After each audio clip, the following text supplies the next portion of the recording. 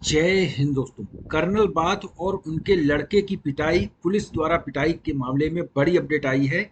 JCO जवान संगठनों ने कहा है अफसर अपनी लड़ाई खुद लड़ें। इक्वल एमएसपी 15,500 और ओआरओपी में भेदभाव को लेकर जवान जेसीओ संगठन, जो पूर्व सैनिक संगठन है, उनका कहना है कि ये अफसरों की देन है कि जिसकी वजह से इक्वल एमएसपी जवानों को नहीं दी जा रही है। और ओआरओपी में जो ओआरओपी जवान जेसीओ के नाम पर दिया गया था, उसमें केवल भेदभाव हुआ है, जवान जेसीओ को कुछ नहीं मिला है। अग्निवीर और सहायक प्रथा पर भी फूटा है गुस्सा।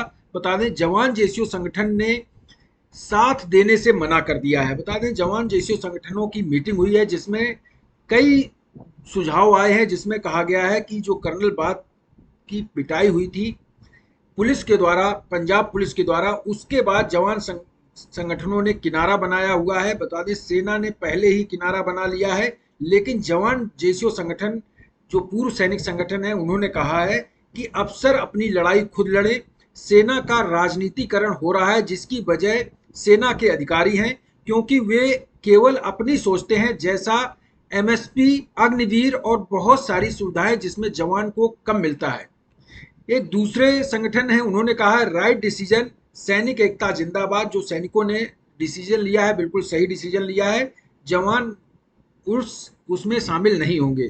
और एक संगठन है जिसने कहा है कि अफसर का साथ बिल्कुल नहीं, क्योंकि जवानों के मुद्दे पर कभी अफसर सामने नहीं आते हैं और फौज में भी नौकर जैसा बर्ताव करते हैं। तो बहुत बड़ी बात कही है।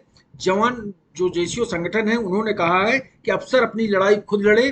क्यों नाराजगी है, बता दें, कर्नल बात मामले में जवान जेसीओ संगठन क्यों दिलचस्पी नहीं ले रहे हैं। उनका कहना है कि वन रैंक वन पेंशन, जवानों के कंधे पर बंदूक रखकर अफसरों ने वन रैंक वन पेंशन सरकार से लागू कराया, क्योंकि सैनिकों, जो पूर्व सैनिक संगठन है, जेसीओ जवान है, उनकी संख्या बल ज्यादा है और अफसरों ने सैनिकों के कंधे पर बंदूक रखकर कहा, सरकार से कहा कि जो जवान जेसीओ हैं उनको वन रैंक वन पेंशन मिलना चाहिए, क्योंकि ये जल्दी रिटायर हो जाते हैं। 35 साल में ये घर आ जाते हैं और उसके बाद इनकी पेंशन में बहुत बड़े गैप आ जाते हैं, जिसके बाद वन रैंक वन पेंशन दिया गया। लेकिन जो वन रैंक वन पेंशन का असली फायदा जवान जेसीओ को मिलना था, वो केवल अधिकारियों को मिला है। जवान जेसीओ को प्रीमेचर के नाम पर और कई ऐसे मामलों के नाम पर उन्हें ओआरओपी से ही बाहर कर दिया गया। कई विसंगतियां उसमें डाल दी, जो कि मेमोरेंडम भी जो जवान जेसीओ संगठन है उन्होंने सौंपा भी है, लेकिन उस पर कोई सुनवाई नहीं हुई। वहीं दूसरा एक मामला है एक समान मिलिट्री सर्विस पे। रिस्क अलाउंस है मिलिट्री सर्विस पे, और रिस्क अलाउंस यानी कि जिसको ज्यादा रिस्क है उसको ये मिलिट्री सर्विस पे मिलता है। लेकिन इसमें ऐसी विसंगति है कि सबसे ज्यादा रिस्क और बॉर्डर या दुश्मन के सामने जो रहते हैं वो जवान जेसीओ रहते हैं। एक समान मिलिट्री सर्विस पे मिलनी चाहिए, लेकिन एमएसपी 10,500, 10,800 एमएनएस को मिल रही है। उससे भी आधी, यानी कि 5200 रुपए जवान जेसीओ को मिलती है। एमएनएस जो कि नर्सिंग है, नर्सिंग का काम करती है, यानी कि एक मेडिकल का काम करती हैं, और जो पीस में रहती हैं उन्हें भी एमएसपी जवान जेसीओ से ज्यादा मिल रही। वहीं अधिकारी जो पीछे रहते हैं जवान जेसीओ से, लड़ाई में हो या किसी मामले में, तो फील्ड में रहने के मामले में हो, लेकिन उनको एमएसपी 15,500 मिलती है। तो एक समान मिलिट्री सर्विस की मांग है, क्योंकि रिस्क के आधार पर अगर एमएसपी दी जाती है तो सबसे ज्यादा रिस्क जवान जेसीओ को है। इसलिए वो कहते हैं कि जवान जेसीओ की जो विसंगति है ये अफसरों की वजह से हुई है। वहीं तीसरा मामला है डिसेबिलिटी पेंशन को लेकर। डिसेबिलिटी पेंशन भी जवानों के लिए डिसेबिलिटी अलग है और अधिकारियों के लिए अलग है। तो इसकी भी उन्होंने कही है कि जवानों की जो डिसेबिलिटी मिलती है वो ना के बराबर, और अधिकारियों को 70 से 75 हजार से भी ऊपर मिलती है।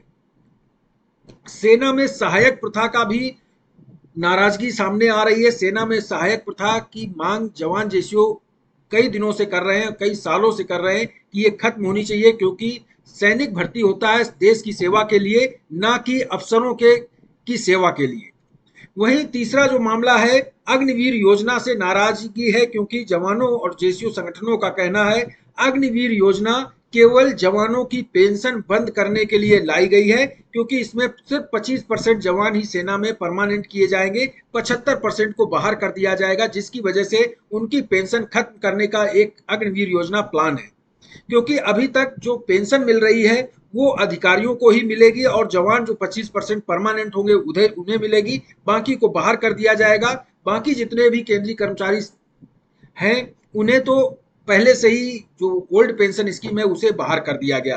तो इन जो चीजें हैं इनमें से कई ऐसी विसंगतियां हैं, केवल जवानों को इफेक्ट डालती हैं। वहीं सिक्योरिटी एजेंसी हो या पेट्रोल पंप हो, डीजीआर के थ्रू जो मिलता है केवल अधिकारियों को मिलता है, जवान जैसियों को नहीं मिलता है, जिसकी वजह से इसकी नाराजगी है। और इनका कहना है कि केवल ये अधिकारियों को बनाया हुआ ऐसा प्लान है जिसकी वजह से जवानों को फायदा नहीं मिल रहा है।